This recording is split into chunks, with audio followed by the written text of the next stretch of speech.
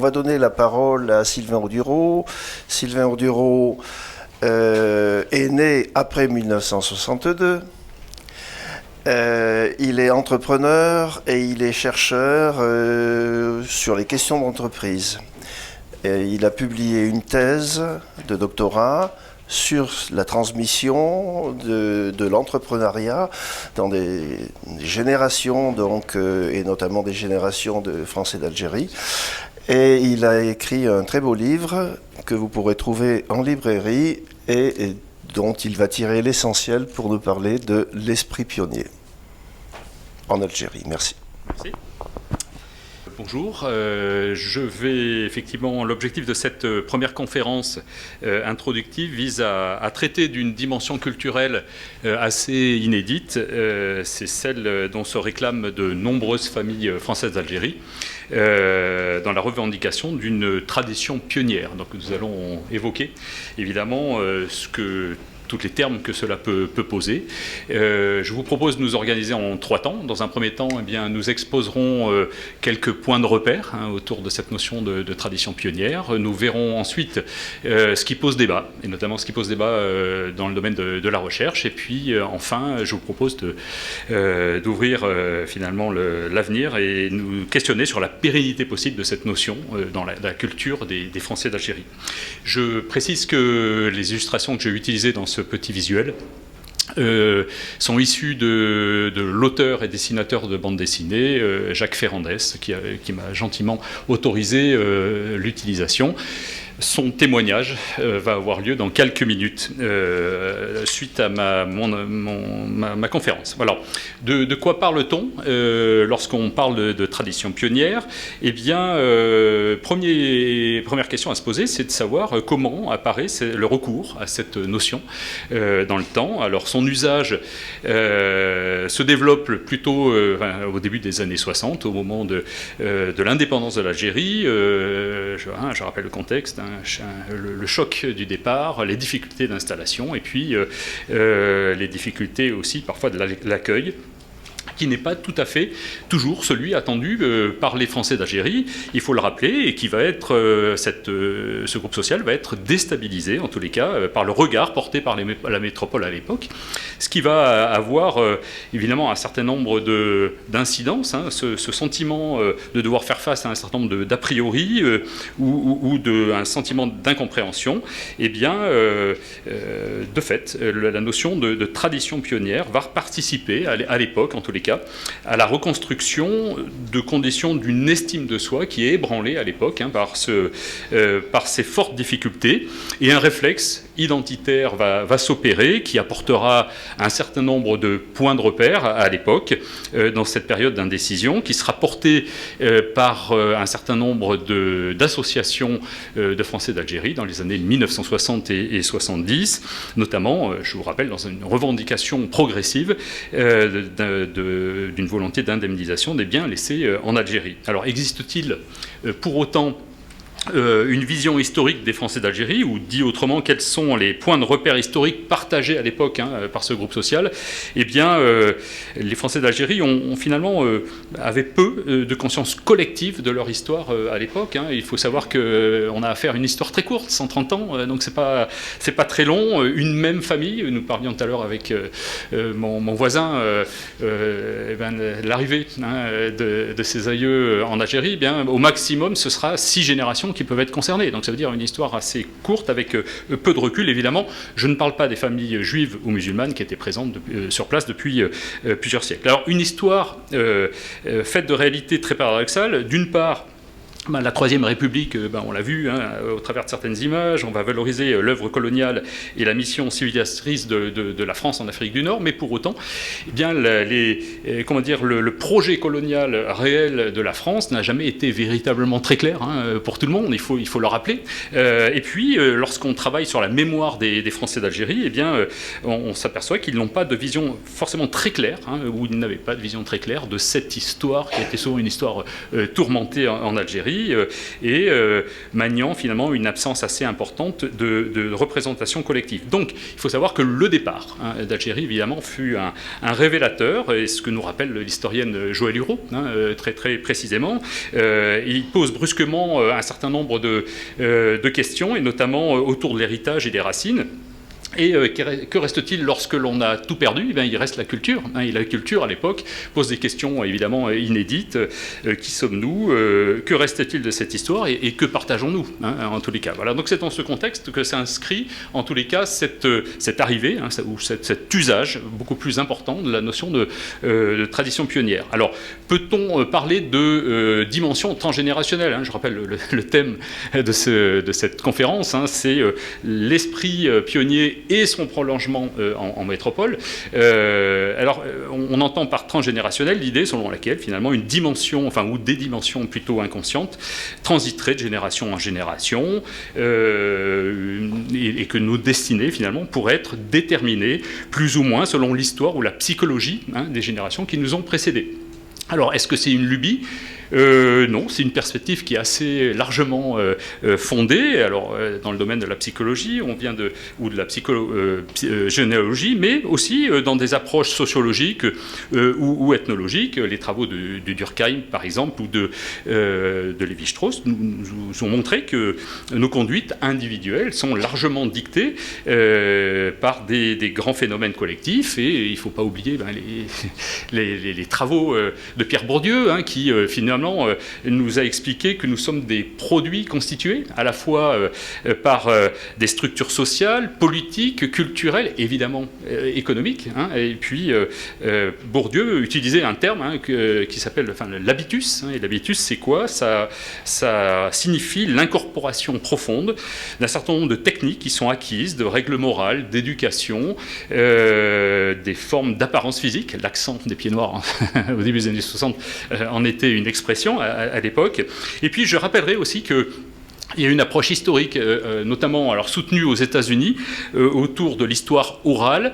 Alors un peu moins en France, mais nous avons un représentant, notamment dans la région, assez significatif, qui s'appelle Philippe Joutard, qui dans les années 1970 nous a expliqué qu'il existait une tradition orale dans son objet d'étude, c'est autour des Camisards des Cévennes, une mémoire souterraine qu'il a découverte finalement, qui serait passée de génération en génération et qui va transmettre un certain nombre d'éléments à partir du début du XVIIIe siècle. Donc l'idée, vous l'avez bien compris, d'un prolongement possible de valeurs et de pratiques est largement objectivée. Pour autant, est-ce qu'on peut inscrire chacun des descendants des Français d'Algérie dans cette tradition pionnière? En tous les cas, je vous propose de nous appuyer sur quelques définitions. Alors, lorsqu'on parle de pionnier, deux notions apparaissent, si on se réfère au Robert ou au Larousse.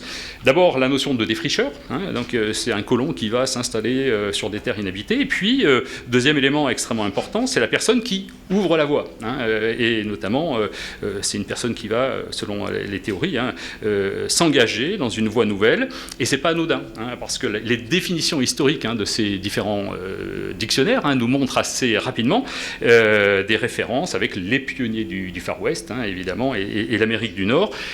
Vous l'avez bien compris, les termes ne sont pas neutres, ils sont porteurs à la fois d'imaginaire, de connotations assez précises, voire mythologiques, il faut le rappeler.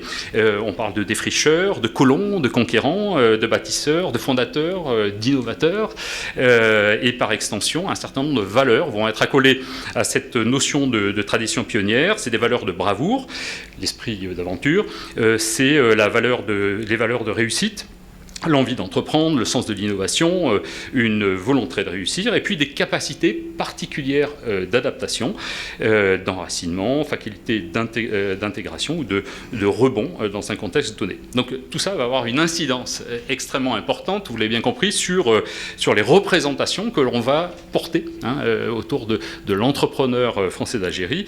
Cela va générer un marqueur durable. Alors quatrième point important, notamment, existe-t-il une culture entrepreneuriale des Français d'Algérie qui serait issue d'une tradition pionnière. Alors que dit la recherche, et notamment la recherche en entrepreneuriat? Alors très rapidement, 3 points de repère. Le premier point qui est souvent qui a été traité par la recherche, c'est celui de la tentation culturaliste. Alors ce terme fait débat. Hein, c'est quoi la tentation culturaliste? C'est celle qui surestime la stabilité culturelle d'un groupe social dans le temps, hein, malgré les brassages et les transformations du temps.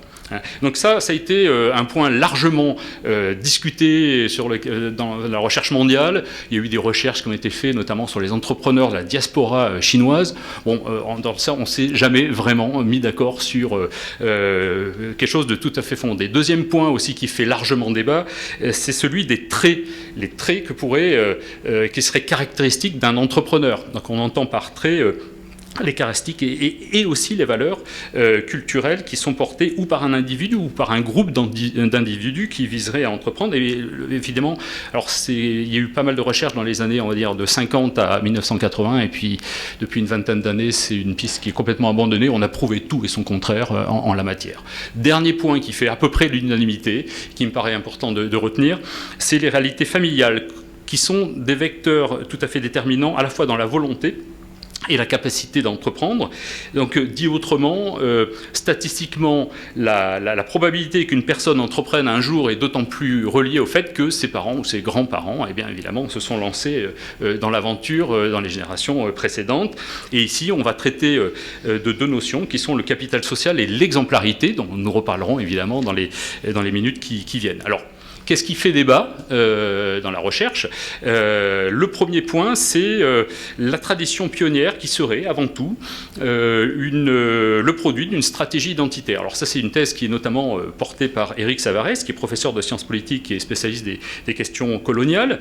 Et bon, il nous explique ce que j'évoquais tout à l'heure, un travail porté par les militants et les associations dans les années 60-70, mais ce qui est assez intéressant, il nous rappelle que, comme toute communauté imaginée, alors là c'est un groupe social, mais ça peut être une nation, eh bien, il va falloir constituer, créer des références communes et inventer des traditions. Et évidemment, à l'époque, ces éléments ont permis de contribuer à apporter des points de repère, des réponses identitaires en tous les cas, dans la société française de l'époque. Il faut aussi le rappeler. Alors, une mémoire des pieds noirs, une mémoire collective va s'élaborer. Une sorte de métarécit. Un métarécit, c'est quoi? C'est celui qui chapeaute en fait toutes les autres références. Et finalement, autour d'un récit fondateur du groupe social à laquelle de nombreuses familles de Français d'Algérie vont pouvoir se référer dans les décennies qui vont suivre. Alors, que pose, en tous les cas pour ces chercheurs, ce qui pose question, c'est deux éléments. Le premier, c'est que pour Savarès, le pionnier est représenté comme un héros positif. Et finalement, Savarès met en débat le fait qu'on puisse parler de la thèse de la terre vierge, du désert domestiqué, dont nous avons pu finalement voir quelques images. Et puis, selon lui, l'Algérie heureuse, finalement, ce serait l'Algérie agricole. La sociologue Clarisse Buono, dans une thèse au début des années 2000, justement, nous rappelait que finalement, les termes d'aventure, de pionniers, de bâtisseurs vont se substituer à l'époque aux termes de colons, d'exploiteurs, de colonisateurs, et finalement dont pouvait l'affubler l'histoire officielle à l'époque. Et deuxième type de remarque, c'est de dire finalement la notion de tradition pionnière, elle va fonctionner par oubli sélectif. C'est de dire que ces chercheurs rappellent que les historiens ont très très bien relater l'installation des premiers colons, les conditions difficiles auxquelles ils étaient confrontés, les souffrances et maladies, pas de souci, mais parallèlement, ce qu'il mentionnait aussi, c'est la confiscation des terres, les formes d'exaction à la fois dans les phases de conquête ou de répression, et puis toutes les formes de relégation dont on a parlé brièvement tout à l'heure. Bon. Donc pour les tenants de cette thèse, ils considèrent que cette notion de tradition pionnière finalement ment surtout par omission, par oubli sélectif, finalement. Bon, alors certains parlent de récit puré, voilà, en tous les cas, ça fait partie de ce débat. Deuxième type d'élément qui fait débat, c'est la notion de conception rurale, finalement, de cette histoire des Français d'Algérie, dans un territoire qui est essentiellement urbain, il faut le rappeler. Hein. Donc l'image du pied noir, à la fois paysan, pionnier, en lien avec la terre, n'est pas tout à fait représentative des Français d'Algérie. Hein. Il faut le rappeler, hein, sociologiquement. Une population qui est essentiellement urbaine, à 85% dans les années 1950, et puis tout au long de la colonisation, c'est une population qui s'est surtout installée dans les grandes métropoles algériennes. Alors cette conception rurale, évidemment, fait débat pour de nombreux observateurs pour qui, finalement, peu de Français d'Algérie sont d'authentiques descendants des pionniers. Troisième type d'élément de débat, c'est cette question de l'uniformisation. Hein, évidemment, vous imaginez de caractéristiques identitaires à l'ensemble du groupe social. Est-ce que la notion d'esprit pionnier implique-t-elle finalement l'ensemble des Français d'Algérie? Il y a un paradoxe dans cette question, puisque à vouloir unifier ce groupe social des Français d'Algérie, un groupe qui était pourtant extrêmement composite. Alors l'historien Gilbert Meignier nous rappelle qu'il parlait hein, des Français d'Algérie comme une nébuleuse complexe, hein, à juste titre, hein, c'est-à-dire qu'il y avait des origines géographiques extrêmement variées, des réalités ethniques, sociales, culturelles, et évidemment très hétérogènes. Je ne parle pas des réalités économiques, mais évidemment aussi des pluralités de confessions religieuses, avec des clivages quand même dans cette histoire qui sèment un certain nombre d'inégalités sociales, de pratiques politiques aussi et de représentations qui ont été assez bien décrits par des travaux portés par Emmanuel Contat et Éric Savarès. Bon, mais pourtant, lorsqu'on pose les choses sur la table, on s'aperçoit que les qualités et les valeurs accolés à la tradition pionnière vont assez naturellement se généraliser à l'ensemble du groupe social. Alors c'est quoi hein, on rappelle en vrac, hein, c'est cette idée de gros travailleurs, de bravoure entrepreneuriale, d'adaptation à un environnement hostile, de capacité de rebond. Eh bien, finalement, elles vont se généraliser dès le début des années 60 à des personnes qui ne vivent ni dans la même temporalité, ni dans la même latitude géographique. Hein. Donc c'est ça qui, effectivement, pose question.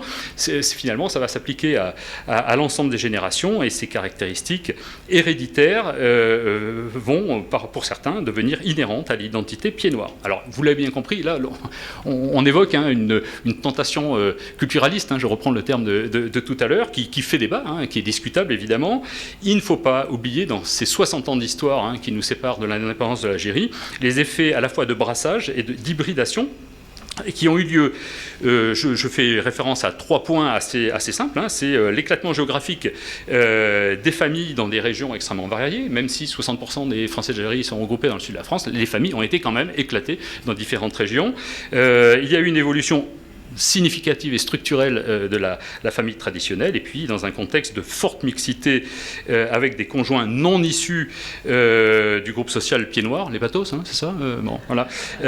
Donc tout ça, évidemment, est mis en débat autour de cette notion d'uniformisation ou de critique de l'uniformisation. Et puis, dernier point important sur lequel je voulais insister, qui est un peu ma spécialité, c'est l'idée de l'idéalisation de la réalité entrepreneuriale des Français d'Algérie, qui serait associée finalement à cette longue tradition pionnière. Alors en la matière, il existe de nombreux amalgames, des confusions, des généralisations dans la mémoire, hein, dans les représentations que les Français d'Algérie peuvent porter. Je vous propose quelques repères historiques pour cela. Alors le premier, c'est de se poser la question, de revenir hein, sur cette première page de l'histoire des Français d'Algérie. En Algérie, peut-on parler d'esprit pionnier à l'époque, et notamment s'agissant d'abord du volet rural et agricole. Alors il faut rappeler que dans la première phase de la colonisation, au XIXe siècle, nous en parlions tout à l'heure avec Bernard, mais les Européens furent assez peu nombreux à s'installer dans l'agriculture. Hein, et puis, à partir de la Troisième République, hein, une colonisation démocratique a été voulue, mais elle n'a pas permis pour autant d'imposer durablement des petits propriétaires. Pour un certain nombre de raisons. D'abord, peu de Français s'expatrient à l'époque, des profils peu adaptés s'installent, parfois très inexpérimentés, et qui ont généré de très forts renoncements. Alors, il me paraît beaucoup plus significatif de parler de mettre en avant des acteurs beaucoup moins portés par l'imaginaire ou la mémoire des Français d'Algérie, hein, qui sont plutôt situés hors du secteur agricole, notamment la foultitude de petites entreprises qui vont se créer pour accompagner l'édification coloniale. Hein. Alors d'une manière à la fois très sporadique, très anonyme, non planifié. Hein. Je rappelle que l'historien Jean-Jacques Jordi avait expliqué que toute l'économie coloniale coloniale avait été oubliée par l'État au XIXe siècle, mais pour autant, un certain nombre d'acteurs vont s'inviter dans la danse, quand bien même ils n'ont pas été planifiés. Hein. Je pense aux charrons, je pense aux forgerons, je pense aux boulangers, je pense aux maçons, hein, qui ont édifié les maisons, puis des édifices publics et privés. Une foultitude de petites entreprises qui vont accompagner la structuration à la fois des villes et des villages auxquels vont se greffer de nombreux commerçants, hein, naturellement, parce que la vie suit son cours, et puis des acteurs qui vont très largement accompagner le développement de la viticulture en Algérie, hein, Bernard, avec l'arrivée de tonneliers, de mécaniciens, de courtiers. Ça va être des acteurs liés à la commercialisation et au transport du vin, ça va être tous les acteurs de la réparation, de la maintenance, du reconditionnement agricole. Bref, va régner, en fait, pendant cette histoire française en Algérie, la petite et moyenne entreprise, à la fois familiale et patrimoniale, hein, finalement, qui va s'insérer, des petits acteurs qui vont s'insérer dans les interstices de l'économie coloniale, finalement, autour d'activités, de services ou de production, accompagner, appuyer le développement de la société, des sociétés rurales et urbaines. Et deuxième volet de cette histoire, évidemment, c'est après 62 en métropole. Alors deux constats. Le premier, il est lié au fait que l'intégration économique, hein, des 330 000 rapatriés actifs, hein, à l'époque s'est faite à plus de 90% par le salariat, il ne faut pas l'oublier. Hein. Donc attention, il faut réduire une vue de l'esprit. Et je rappelle qu'un tiers des Français d'Algérie, à l'époque, relevaient de la fonction publique, dont a été réinsérés dans les services de l'État à l'époque. Hein. Bon. Et puis, deuxième constat, c'est qu'il y a une forte diminution du nombre d'indépendants à cette époque, contrairement à ce qu'on peut imaginer. Nous en parlions avec M. Pérez hier soir, mais le nombre d'agriculteurs, de patrons à la fois de l'industrie ou du commerce, je prends juste un exemple, hein, la part des Français d'Algérie travaillant dans le secteur primaire, hein, on va dire dans le secteur agricole, eh bien, est passé de 14,4% à 3,8%. Voilà, ce qui montre, hein, l'échelle finalement, hein, de cette diminution, pour quelques raisons essentielles. La première d'entre elles, eh bien, c'est d'abord lié au prix des transactions à l'époque. On a vendu tout et n'importe quoi à l'époque à des prix astronomique, hein, il faut le rappeler. Hein. Il y a eu une forte demande qui s'est opérée d'un seul coup avec des milliers de Français d'Algérie qui débarquaient, avec à l'époque des acteurs qui manquaient considérablement de capacité d'investissement et de capitaux propres, qui constituent un handicap majeur pour entreprendre, évidemment, dans une attente de politique rapide d'indemnisation, évidemment, qui a mis du temps à arriver. Et il faut le rappeler, l'élément central, c'est les fortes incitations des politiques de l'État à l'époque, hein, pour finalement s'orienter vers le salariat. Nous sommes dans les 30 Glorieuses, une période de forte croissance économique et de plein emploi. Donc évidemment, ça va constituer un effet de levier considérable pour réintégrer l'essentiel des actifs à l'époque. Alors les résultats, ils sont contradictoires.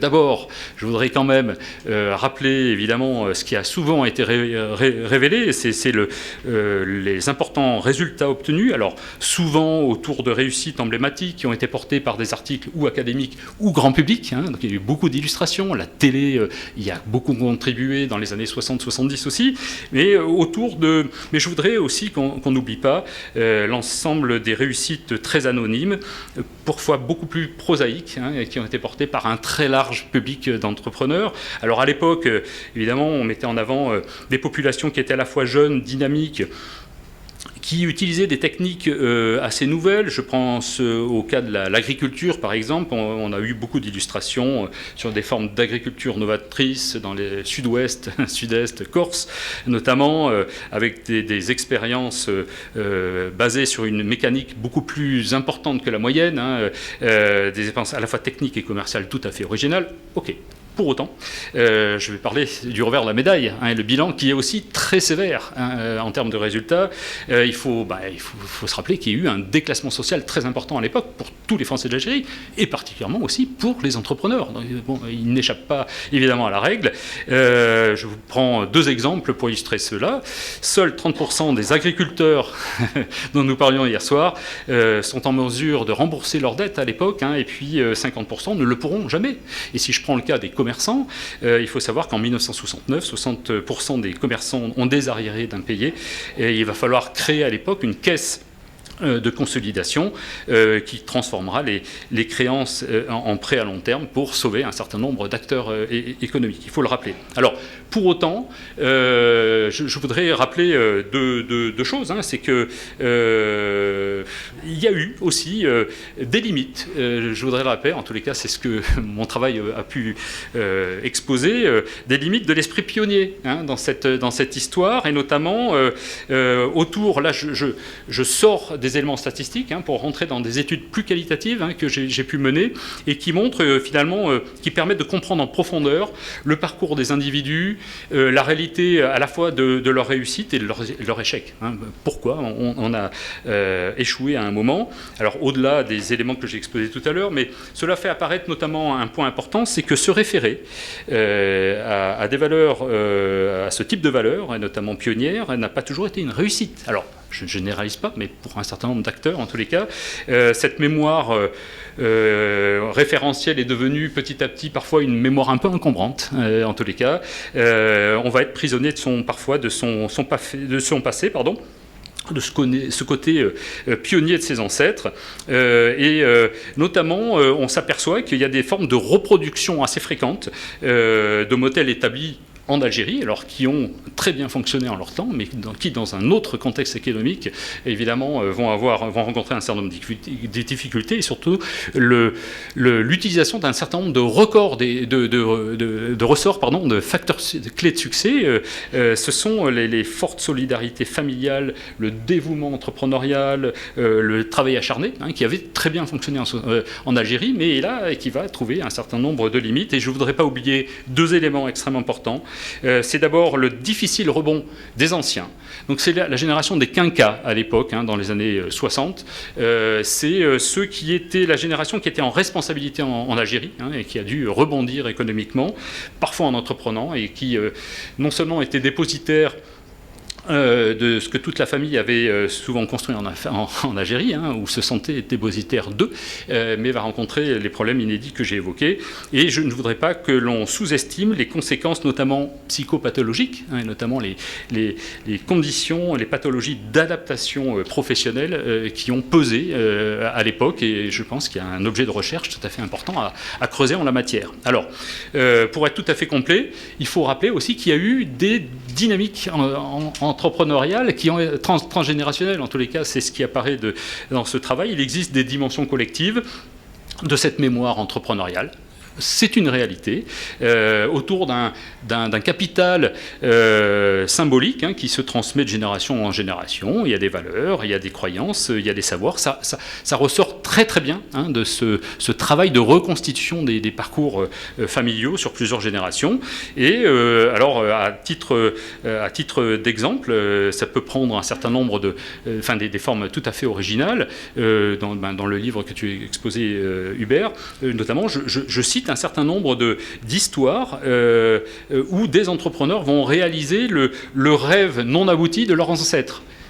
Il y a 2 ou 3 générations, alors que ce soit en Algérie ou en France. Voilà, donc des phénomènes tout à fait originaux, et ce n'est pas le fait d'une famille, c'est quelque chose que j'ai pu retrouver, voilà, donc qui est assez signifiant à mon sens. Alors je voudrais terminer en synthèse de cette histoire entrepreneuriale en revenant sur la notion d'esprit pionnier, et rappeler qu'évidemment, en 1962, un certain nombre de familles pouvaient être encore imprégnées des valeurs dont on vient de parler. Je ne mets pas ça en débat. Néanmoins, je pose quand même 2 types de remarques. La première, c'est que ces valeurs qui ont souvent été mobilisées pour avancer dans l'adversité, finalement, c'est une valeur qui va rassurer, qui va réchauffer, qui va donner du sens dans des situations extrêmement difficiles. Se rattacher à une balise solide dans l'adversité, apporte de la force, de la conviction, et pourquoi pas, ça peut constituer, ce travail de conviction est un élément comme un autre qui permet d'avancer, et ça a été le cas évidemment pour de nombreux entrepreneurs dans les années 60 et après. Pour autant, deuxième type de remarque, c'est que la mobilisation de ces caractéristiques accolées à la tradition pionnière, je pense notamment aux questions de capacité d'adaptation et aux capacités de rebond, eh bien, sont souvent classiquement accolées à une population de migrants, qui va devoir faire face à un contexte inédit et va devoir reconstruire une nouvelle vie, une nouvelle éthique de vie. Bon, et je rappelle quand même que dans l'histoire des Français d'Algérie, il y a eu 2 migrations. Il y a eu une première en Algérie, et puis quelques années après, pour certaines familles, et parfois 2 générations après seulement, eh bien, il a fallu rebondir en métropole, il faut le rappeler. Donc on va faire effectivement, on va avoir recours à un certain nombre de valeurs qui vont nous permettre, pour certains, d'avancer. Alors est-ce que c'est le capital transgénérationnel lié à l'esprit pionnier qui a permis aux entrepreneurs français d'Algérie d'avancer en 1962, ou c'est à l'inverse la simple référence à cet esprit pionnier qui a permis de mettre du baume au cœur à certains, d'avancer? Évidemment, le débat existe et il reste ouvert. Je voudrais terminer par quelques questions et s'interroger sur la pérennité de cet élément, cette dimension-là. Et notamment sur cette question, est-ce que cette représentation va subsister dans les années à venir entre générations? Vous l'avez bien compris, le problème de la tradition pionnière, c'est qu'il repose à la fois sur des éléments qui sont ni totalement fondés, ni totalement faux. Finalement, d'un côté, il y a des éléments fortement discutables, et de l'autre, eh bien, ce sont des valeurs qui sont largement revendiquées par de nombreuses familles. Alors, la position de la génération post-1962, enfin des générations post-1962, et au croisement de plusieurs logiques.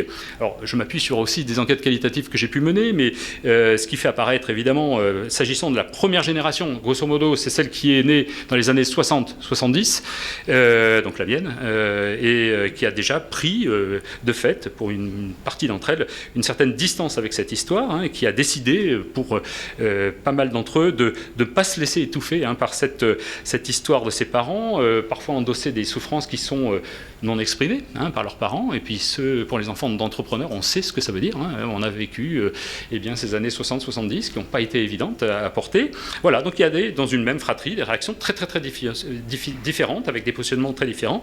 Et s'agissant de la seconde génération post-1962, celle de vos enfants, Bernard, donc, grosso modo, ceux qui sont nés après, vos petits-enfants plutôt, ceux qui sont nés après 85, on va dire, à peu près, on s'aperçoit qu'ils risquent de ne pas se sentir tout à fait concernés par cette histoire à la fois difficile d'accès, dont parfois peu lisible, qui est faite de passion et chargée affectivement. Alors, je rappelle qu'il y avait l'historienne Anne Dufy qui, dans un reportage télévisé très récent, exposait quelque chose de très juste. Elle disait, mais cette histoire, c'est à la fois une part de leur culture, mais ce n'est pas toute leur culture. Donc il ne faut pas oublier ça. Donc il y a un risque évidemment d'indifférence durable, mais aussi il y a aussi une option moins radicale qui peut être favorisée par un travail de mémoire s'appuyant sur de nouvelles lecture en fait de cette histoire, une forme de travail et d'objectivation qui prend une certaine distance aussi avec parfois des distances critiques avec son histoire familiale ou les représentations qu'on en a, et qui pourra s'appuyer sur de nouveaux éclairages. Je rappelle que ce 60e anniversaire, et moi en tous les cas c'est quelque chose qui m'a surpris dans les différents colloques auxquels j'ai pu assister, qui sont parfois des colloques publics très largement ouverts. De générations qui sont ballottées entre, évidemment, la mémoire familiale, la mémoire du groupe social, la mémoire nationale, mais aussi qui sont confrontés aux mémoires des autres groupes sociaux qui ont vécu une histoire en Algérie. Alors bon, on parle souvent d'Erki, mais aussi évidemment des descendants des familles algériennes depuis les années 60, des migrants plutôt économiques à l'époque. Eh bien, chacun est exposé finalement aux représentations de son groupe social d'appartenance. Nous n'avons pas tout à fait vécu les mêmes choses. Et parfois, on s'aperçoit qu'il faut dépasser ce qui nous oppose. Et je pense que c'est le cas de notre discussion, un certain nombre de représentations, de vocabulaire, parfois d'imaginaire, peut être constitué des éléments de blocage, en tous les cas, dans un dialogue futur. Est-ce que dans cette logique, la notion d'esprit pionnier sera réquestionné? On peut s'interroger en tous les cas sur ces éléments-là, et la transmission en tous les cas de cette culture pied noir passe peut-être par une transition sémantique. C'est une question que je pose. Je voudrais juste terminer par une référence aux travaux de l'historien Paul Veyne, alors qui a disparu récemment, qui habitait la région, et qui faisait référence à la manière dont les Grecs ont cru en leur mythe. Alors il a fait un petit bouquin qui est extrêmement intéressant. Qu'est-ce qu'il nous explique, Paul Veyne? Il nous dit qu'il faut relativiser certaines de nos certitudes, et notamment il nous explique que la vérité varie au cours de l'histoire et que chaque époque peut penser et va agir en fonction ou à l'intérieur d'un certain nombre de cadres arbitraires. Et à l'époque, il conclut que les Grecs distinguaient finalement le vrai du faux de façon extrêmement différente de la nôtre, plusieurs siècles après. Donc évidemment, cette réflexion peut probablement s'appliquer à notre objet de discussion du jour, autour de l'esprit pionnier. Alors évidemment, cela n'empêche pas le respect des générations futures, de leur trajet, de leur engagement, parfois de leur réussite, et puis évidemment le souvenir que nous en avons. Je pense qu'il est en tous les cas possible de retenir une réalité qui est tout à la fois plus modeste et plus authentiquement optimiste de cette histoire partagée. Voilà, je vous remercie.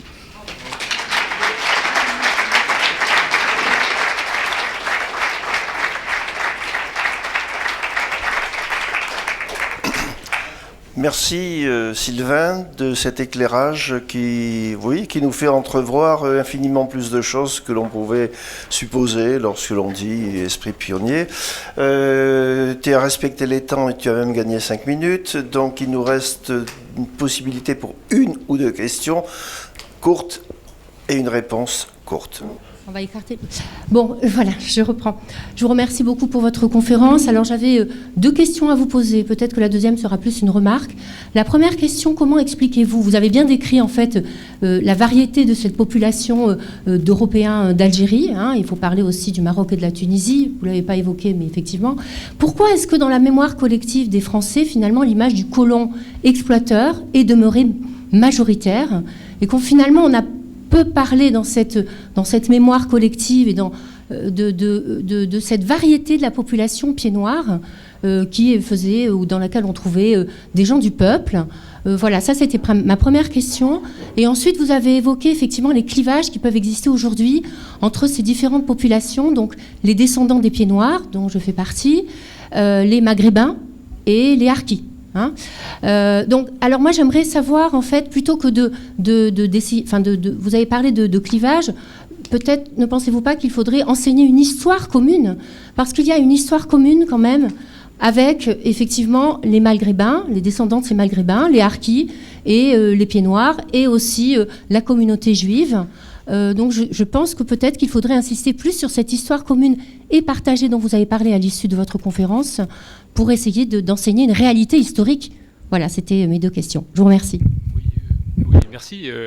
En effet, je sais pas. Oui, en effet, il existe une histoire commune, mais il existe beaucoup de nuances dans cette histoire. C'est-à-dire que chacun, évidemment, n'a pas vécu tout à fait la même chose.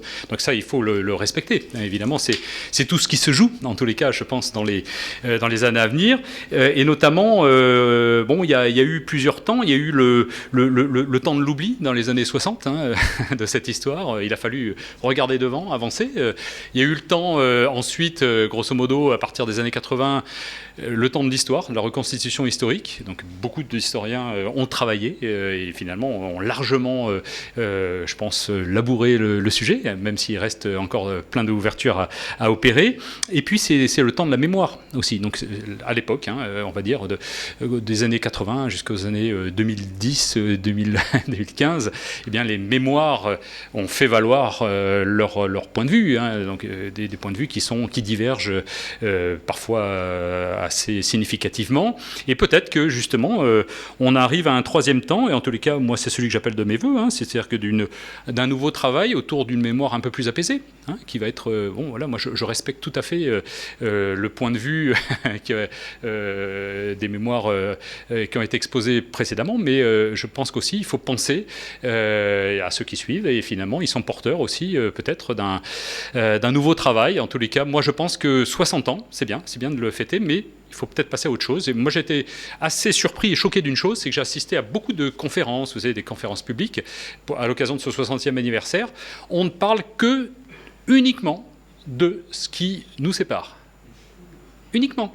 Et notamment en se basant alors, sur les travaux d'historiens qui sont souvent mis en avant et qui gèrent leur précaré. Hein, bon, évidemment, j'ai aucun reproche à avoir là-dessus. C'est des travaux tout à fait considérables et respectables. Mais ce que je veux dire, c'est cet effet de prisme. Il faut peut-être qu'on en sorte. Voilà, en tous les cas, mon point de vue. Voilà.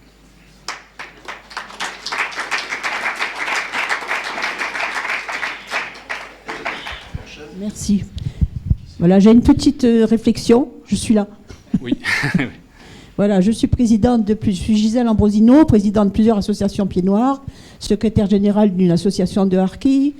J'ai repris la revue de Jean-Marc Lopez, Pieds Noirs d'hier et d'aujourd'hui, donc je suis à fond là-dedans. Je peins l'Algérie, et j'ai 2 enfants, 2 fils. Un qui est né en 73 et un en 86. Alors là, j'ai 2 trucs complètement différents. Celui de 73... il est à l'ordinateur, il s'occupe de gérer les fichiers, il répond. Et celui de 86, je me cache quand je fais mes articles. Il les prend, il les critique, il est complètement de gauche, dit-il, et sa femme n'aime pas. Donc je suis prise entre ces deux trucs qui sont complètement, qui sont très représentatifs, et ça pose vraiment le problème de la pérennité. J'y reviendrai, madame, je répondrai tout à l'heure peut-être dans le débat que nous aurons collectivement. Voilà.